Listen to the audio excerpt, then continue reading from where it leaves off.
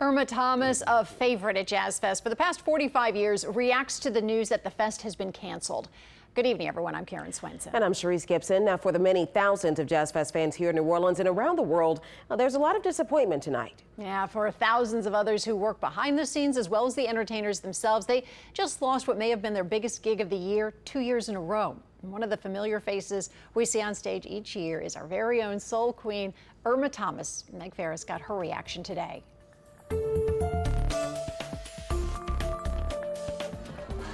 A performance at the Jazz Fest is inked in Irma Thomas's calendar every year since 1975.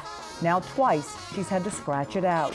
With these people saying that they didn't want to mask up and they didn't want to get vaccinated, I didn't feel that the festival organization want to be a part of spreading something. Irma heard about the cancellation like everyone else from friends and news reports. She's gotten no official call, but expects to soon.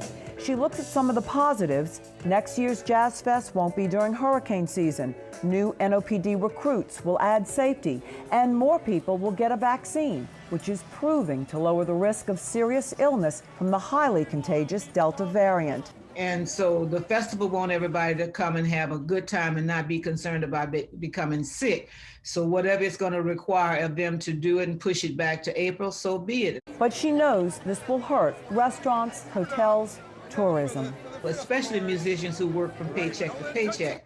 How are they going to survive? A lot of the musicians don't even qualify for unemployment because they're self-employed. Sure, it's going to hurt the pocketbooks of quite a few of the musicians, but by the same token, I'd rather have an empty pocketbook than to be buried. She's thankful a vaccine was available just in time for her 80th birthday in February. Still, she takes no risks.